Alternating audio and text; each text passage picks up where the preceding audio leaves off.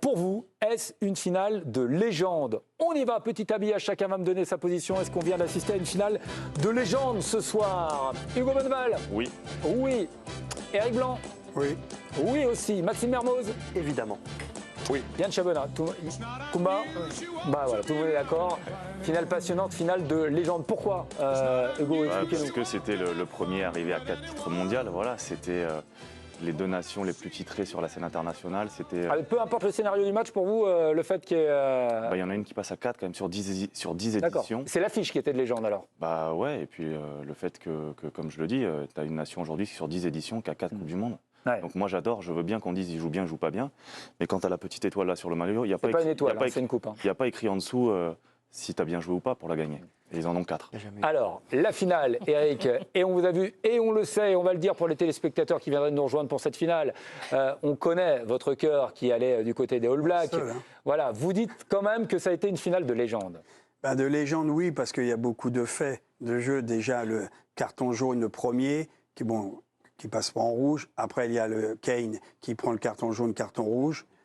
Colisi, d'ailleurs, en début, prend un jaune. On se dit qu'il y a un contact à la tête. Le bunker peut mettre le rouge. On en parlera en fin de thème spécialement là-dessus. Il n'y a pas de rouge, donc il y a des faits. Et après, on a des Blacks. Alors, on répète 12-6 à la mi-temps. On donne pas cher à 14 contre 15, même si à un moment donné, ils ont été à 14-14, le temps que Colisi revienne. Mais il y a 5-0 en deuxième mi-temps. Les Box n'ont mis 0 points. Et les émotions, Eric, vous avez été traversé par des émotions quand même là ce soir. C'est le jeu.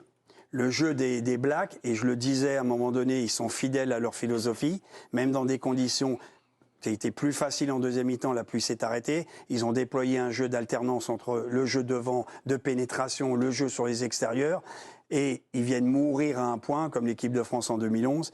Ce qui leur a manqué aujourd'hui pour moi, malheureusement, on en avait parlé un peu, moi je priais, ça s'est mal passé, c'est les botteurs.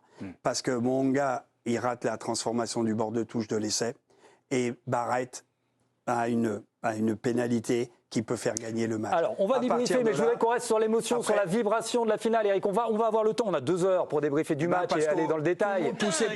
Pratiquement tout le monde poussait pour les Blacks, pratiquement. Non. En deuxième mi-temps, je crois.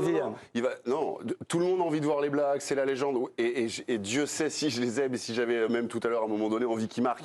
Mais là, faut ce soir juste s'incliner devant ce que font les Springboks. Que ça vous plaise ou que ça vous déplaise pas en termes d'attente par rapport au jeu de rugby, on peut critiquer cette équipe sud-africaine. Mais en quoi c'est une légende là, ce qu'on vient de vivre? En termes de jeu, en termes de suspense, oui, en termes de jeu, en termes d'organisation collective, en termes de puissance, en termes de détermination, d'abnégation. Ce soir, on a vu un Dutoit. Voilà, si vous aimez le rugby, ce soir, vous êtes obligé de sortir en disant j'ai vu un mec sur un terrain. Combien de plaquages il a fait, Yann? Vous savez combien? Non, vous allez 24. 28 plaquages. 28 plaquages. Donc, il a la tête farcie. Des matchs exceptionnels en termes de défense. Et non seulement 28, mais sur ces plaquages-là, tout le monde, moi là, immédiatement, j'en ai 5 ou 6 en tête qui m'arrivent, destructeurs. Ce soir, rendons aussi hommage en premier quand même au Springbok. Attendez, on va entendre Maxime et Kumba aussi qu'on n'a pas entendu, mais je voudrais qu'on aille directement au Stade de France parce qu'elle est connectée Camille Makely qui a suivi depuis le match d'ouverture où elle était en débardeur, comme l'a dit Maxime Mermoz, et ce soir sous la pluie du Stade de France à cette finale. On a fait un petit tour de table ici, tout le monde a été habité par cette vibration, peut-être pas sur la qualité du rugby même si Yann essaye de nous vendre qu'il y a eu des beaux plaquages, mais peut-être par le suspense, par la vibration, par l'intensité, par la dramaturgie de cette finale. Camille, est-ce que pour vous, vous avez assisté à une finale de légende, un moment de légende? Est-ce que ça a été ressenti comme ça dans le stade? Bonsoir à tous. Effectivement, alors je rejoins Yann, mais on en débattra plus tard sur la qualité de jeu et l'intensité mise et l'intelligence encore des Sud-Africains. On y reviendra plus tard. Mais en tout cas, la dramaturgie était totale ce soir. Voilà, on a vu des gens en pleurs dans les tribunes à partir de la 70e minute. Les Blacks qui pleuraient, qui avaient peur, les supporters qui essayaient, les Sud-Africains qui chantaient déjà, qui encourageaient, qui pensaient déjà avoir gagné. Et puis jusqu'au bout, en fait, on a tremblé. On savait plus pour qui. On espérait un essai des Blacks et puis en fait, finalement, on se disait, ils sont aller se le chercher. Les Sud-Africains, ils le méritent aussi. Donc en fait, le Stade de France vibrait comme ça pendant les 10 dernières minutes. Et puis Eric le disait, il y a eu ces cartons, ces rebondissements. On en débattra aussi des arbitrages, jeunes, pas jeunes, jeunes devenus rouges, pardon, ou pas. En tout cas, oui, la finale a tenu son pari. On a vu voilà, 2 équipes de classe mondiale. Hugo le disait, sur le papier, c'était la finale de rêve annoncée. En tribune, c'était aussi l'effervescence totale. Hein. Pour le coup, c'est la première fois, c'est le record du Stade de France, plus de 80 000 spectateurs, 80 065 exactement. Et il y a eu une très très chaude ambiance, même si les Bleus n'étaient pas là. Sachez que le public français a poussé à fond derrière les Blacks tout au long de cette rencontre. Mais ça n'a pas, en tout cas, déstabilisé les Sud-Africains qui ont certainement fait une force de ça eux aussi, voilà, jusqu'au bout. Donc on avait juste, Camille est très court, mais on avait un Stade de France qui a plus poussé derrière les Blacks que derrière les Sud-Africains. C'est ce que vous êtes en train de nous dire. Ah oui. Ah oui, à fond, à 100%. Dès le début, c'était All Black tout le long. Voilà. Et puis on a eu des sifflets dès que Colisi est sorti, évidemment. Voilà. On n'a pas compris pourquoi il n'y a eu que jeune pour Colisi. Enfin voilà, les Sud-Africains se sont beaucoup fait siffler et les All Blacks ont été encouragés et soutenus par les 80 000 spectateurs du Stade de France. Ouais, moi j'ai alors images et son surtout au moment de l'entrée à l'échauffement des Sud-Africains, des Springboks. Bronca totale dans le Stade de France. Un accueil. Oui. Ouais. Hostile. Non, inacceptable. Inacceptable, moi j'ose le dire. Ils sont champions du monde, ils viennent jouer une finale. Il s'est passé ce qui s'est passé. Le public français, public rugby, public éduqué, qui siffle. Triste image. Bon. Revenons à notre finale de légende avec Maxime Mermoz, qu'on n'a pas entendu, voilà, qui nous dit voilà, j'ai assisté à une finale extraordinaire, une finale de légende. Pourquoi? Quels sont vos arguments? Pour la vibration aussi Pour une finale de légende, il faut des équipes de légende. On les a eues, on a eu des joueurs de légende et on a eu un scénario extraordinaire. On en a parlé à la mi-temps, des Sudaf qui prennent l'ascendant, puis finalement qu'on les voit un peu fébriles. On voit des Blacks réveillés par ce carton rouge et de relancés par ce carton jaune de Colisi. Je pense qu'on a eu un match taille patron. Les conditions ont été telles que ça n'a pas fermé le jeu puisque les Blacks ont envoyé énormément de jeux. Ils auraient pu marquer même plusieurs fois avec des essais refusés. Il ne faut pas oublier aussi pour les pros Blacks, n'est-ce pas Eric, qu'il y a quand même l'essai loupé de Arenze qui fait en avant mais qui est super bien joué. On va dire les Sudaf sont cliniques. Et du coup, ils se nourrissent de miettes. Et donc, vu qu'ils ne dominent pas tous leurs matchs, eh ben, on les réduit souvent à des choses qui ne sont pas. Là, on avait un match extraordinaire avec des rebondissements, avec du suspense. C'est vrai qu'à un moment, on ne savait pas, même moi, je ne savais pas si j'étais pour les Blacks ou pour les Sudaf, mais j'étais pour le rugby. Et je trouve que c'était magnifique. On a eu deux essais refusés pour les All Blacks. On a eu du caviar pour le. Ce qui est incroyable, c'est quart, demi-finale, ils gagnent d'un point à chaque fois. Du jamais vu. Donc, la pièce est toujours tombée de leur côté. Ils ont su animer. Mais juste pour répondre à Yann, moi, je ne suis pas le joueur l'ex-joueur, l'observateur qui dit ils ont fait une partie phénoménale en défense. Et j'apprécie, il n'y a pas de souci. Mais les Blacks, ils ont aussi plaqué. Mais je suis quand même plus alerté sur un jeu des Blacks, essayant de trouver des solutions par la passe, en avançant, en prenant un minimum de risques, que de me dire on bétonne comme en football en Italie, on gagne, tant mieux, ils n'ont rien volé. Je répète. La seule équipe à avoir marqué un essai, ce sont les All Blacks. Voilà. Non, mais les Blacks, ils ont eu leur chance. Tant pis pour eux, ils n'ont pas su scorer au pied. Et voilà. Kumba.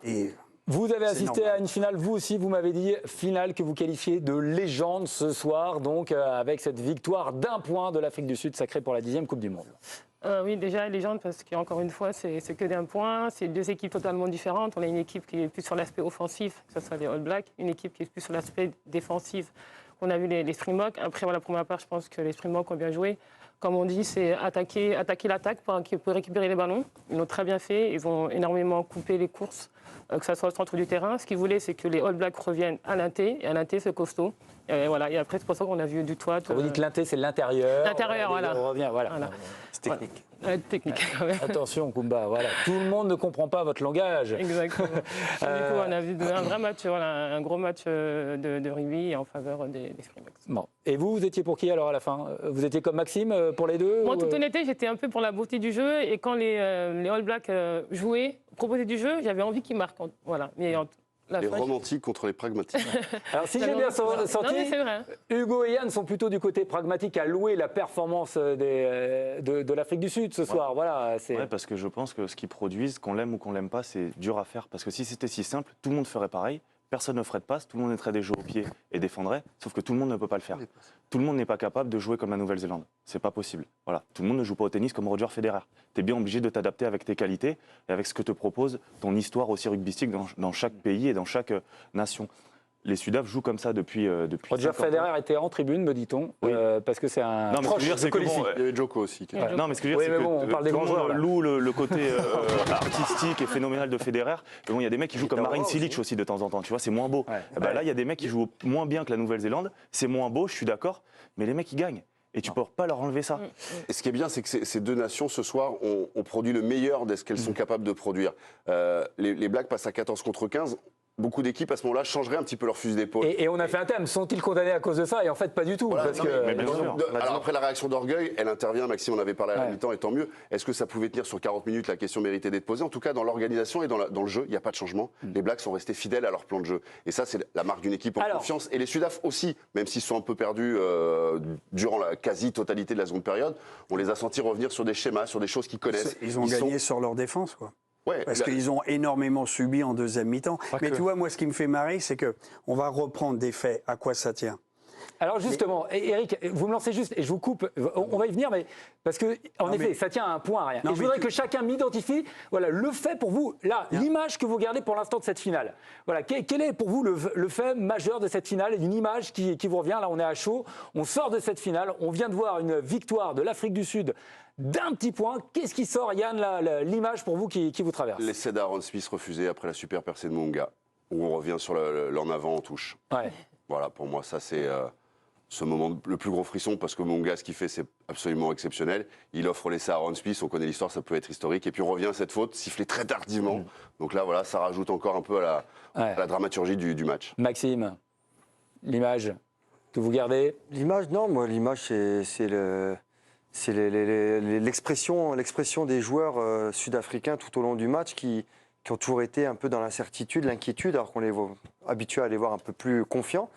Mais toujours un mec qui était là pour remettre l'équipe dans l'avancée. Donc c'est plutôt L'attitude. l'abnégation et l'enthousiasme et l'encouragement mutuel des Sud-Africains qui Pourri comme symbole. ont vraiment résisté. Ouais, et l'entrée des remplaçants encore qui en fait du bien. Eric, En carton rouge de Sam Ken.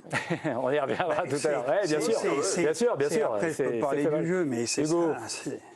C'est ouais, Il y a les larmes de Colby, il y a plein de choses. hein. Non, mais alors j'avais misé Afrique du Sud, mais quand même la dernière pénalité de Jordi Barrett. Ah parce oui, qu'en fait, tu te rends compte malheureusement que les champions du monde ont un 10 qui défend et un 10 qui bute.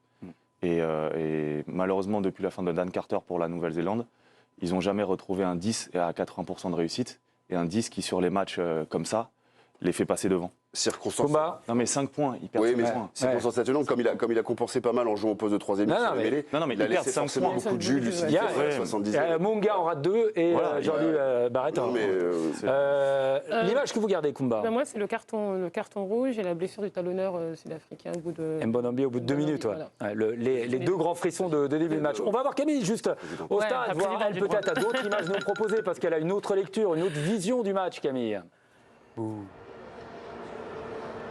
Bah, honnêtement, je rejoins Kumba à 2 minutes 30, voir sortir Bongi Mbonambi qui avait fait, on va dire, un peu les histoires sud-africaines tout au long de la semaine avec cette histoire, sera-t-il suspendu ou pas.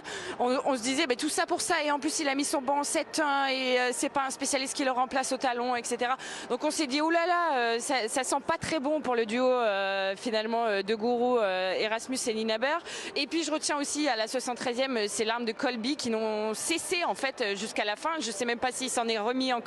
Il n'a pas voulu du tout regarder le match. Il est resté enfermé dans son t-shirt comme ça. Il était tout stressé, tout ému. Et en fait, en même temps, ces deux faits-là, on a l'impression que c'est ce qui donne une force supplémentaire à cette équipe sud-africaine qui déjà en avait beaucoup, qui déjà avait un collectif énorme, supérieur à toutes les autres équipes qu'on a vues. Et on a l'impression que ce genre de faits les rassemble encore plus. Bongi Mbonambi, on l'a vu faire à chaque fois les échauffements avec les remplaçants, revenir se replacer, coacher. Il était presque au poste de coaching sur la touche, voilà, donner donner de la voix, à dire c'est bon, on est toujours là. Donc voilà, il y a cette âme sud-africaine qui, malgré les obstacles, était toujours là tout au long de la rencontre, et notamment en tout début et en toute fin. Bon. Je voudrais qu'on revienne juste sur ce que nous dit Camille, parce qu'il y a les larmes de Colby qui croit à ce moment-là avoir fait perdre son équipe, Eric. Vous avez une lecture notamment sur le geste que fait Colby, hein, où il vient casser la... Moi, je reviens sur... Mais c'est comme ça et c'est pas mal arbitré, malheureusement, mais ça se retourne contre les Blacks. Tu as Etzebeth qui tape le ballon, il y a l'essai refusé, on revient. Donc, c'est une faute, on va dire, intelligente à l'arrivée. Et Colby, il sauve sûrement l'essai, c'est-à-dire qu'il sort. Mais Linerbrandt fait une chistera, il tape, il sort, on pleure. Mais à l'arrivée, quand tu vois le score final et que ça pourrait être essai All Black... Et vous dites qu'il fait gagner l'équipe plus que... Eh bien, il y avait... En tout cas, un joueur black, je ne me rappelle plus, qui débordait, il avait du soutien intérieur. Il y avait un joueur sud-africain, mais pratiquement avec des avancées, c'était peut-être l'essai. Donc à l'arrivée, cette faute qu'il fait, volontaire le met, mais lui permet, puisque là-dessus ça ne marque pas, de faire gagner, mine de rien, les Sudaf. C'est la preuve que c'est un mec bien. C'est la preuve que c'est un mec bien. C'est deux faits de jeu où les Blacks sont en passe de marquer, et malheureusement tu reviens, tu refuses un essai, tu reviens sur la pénalité. Eric, parce que tu l'as, enfin voilà, les All Blacks. Ce soir, parce que la question m'intéresse, t'as l'impression que le match se joue sur l'arbitrage ou pas? Moi, j'ai trouvé l'arbitrage dans les deux sens très confus. Mais autant pour les Sudaf, est-ce que c'est l'arbitre qui fait la finale ce soir? Comme ça, on va. Il a été sauvé un peu de temps. On va en parler tout à l'heure. Non, mais il a été sauvé par le TMO parce que si t'as pas. Non, mais j'entends beaucoup d'arguments que tu avances et voilà, on est souvent. S'il n'y a pas le TMO, c'est les Blacks qui gagnent. Non, là, il parlait du fait de jeu. Il disait, pour lui, les Blacks allaient. Les Blacks allaient. Non, mais que ça soit rouge ou jaune, de toute façon, ils finissent à 14, ça change rien. Moi, s'il n'y a pas le TMO, c'est un mec tout seul avec ses deux arbitres de touche. Kane n'a jamais le carton rouge. Il accorde l'essai de Monga, il ne voit jamais la faute d'Etzebeth. Tu vois ce que je veux dire? À l'arrivée, si c'est un arbitrage, on va dire, il y a 20 ans, 30 ans sans rien, le mec, il fait que des erreurs. Et puis, il y a des moulinettes dans les runs. Et puis, il y a des coups. Tu sais, je t'invite à regarder les petites vidéos là sur Instagram où tu as des images des années 80-90. Les mecs, ils se montent dessus. Non, mais par contre, il y a un coup de coude d'Etzebeth qui n'a pas été sifflé, par exemple. Etzebeth, une charge au coude. Il faut comprendre une chose, c'est que tous les matchs, il y a toujours, il faut qu'on arrête de devenir... Je suis d'accord avec Eric sur des fautes d'arbitrage, mais il y en a eu plein, des en avant, sur mêlée, il y a 2 mêlées sud-africaines qui peuvent être pénalisées. La dernière mêlée sud-africaine, sérieux, elle est quand même litigieuse. Excuse-moi, ils prennent l'eau, ils laissent, finalement, il y a quand même Maul. La fin du match même, le coup de sifflet final, il arrive... Oui, Hugo, votre avis là-dessus? Est-ce que ça fait le match? Tous les matchs comme ça. Quand ça joue à un point, généralement, on peut revenir sur les Sudaf, ça fait 3 matchs et 1 point. Bien évidemment que l'arbitre a joué un rôle primordial, vu le nombre de coups de sifflet et de cartons qu'il y a eu durant ce match. Après, Eric, moi je veux bien, mais en 95, les Français, ils pleurent encore la demi-finale de 95 contre l'Afrique du Sud parce qu'il n'y a pas d'arbitre et t'as que des mecs qui voient rien. Voilà, il y aurait eu un bunker, je pense qu'en 95, tu l'as perdu quand même. Non, mais ce que je veux dire, c'est que voilà, tout essaye d'évoluer en bien, je sais pas, mais ils essayent de faire avancer, progresser les choses. Le bunker est mis en place pour éviter qu'il y ait trop de temps d'arrêt sur le terrain pour les joueurs, parce que sinon l'arbitre central est obligé d'aller voir les écrans et ça prend du temps. Ils essayent de faire des choses pour que le spectacle, entre guillemets, soit davantage mis à l'honneur. Après, oui, je pense qu'il y a énormément de choses à dire sur l'arbitre. Mais durant toute la Coupe du Monde, en plus, pas que là. Wayne Barnes, vous le connaissez, vous le suivez, il vous a arbitré. Moi, ce soir, Wayne Barnes, je ne l'ai pas retrouvé aussi autoritaire. Autoritaire, c'est peut-être pas le mot. Non, mais t'as raison. Aussi dirigiste qu'il ne l'était d'habitude. Et effectivement, sur les appels qu'il fait au bunker, je l'ai trouvé très rapidement dans l'envie de pas se décharger, parce qu'il a une responsabilité. Mais voilà, Wayne Barnes ce soir peut-être un peu en dedans aussi. Mais ça regarde juste son visage. On va dans quelques instants, on parlera de Sam Cane. Dans quelques instants, je vais vous poser la question. Vous n'en parlez pas, s'il vous plaît, mais vous qui nous regardez, voilà, on aura certainement débat. Est-ce une victoire méritée pour les Springboks?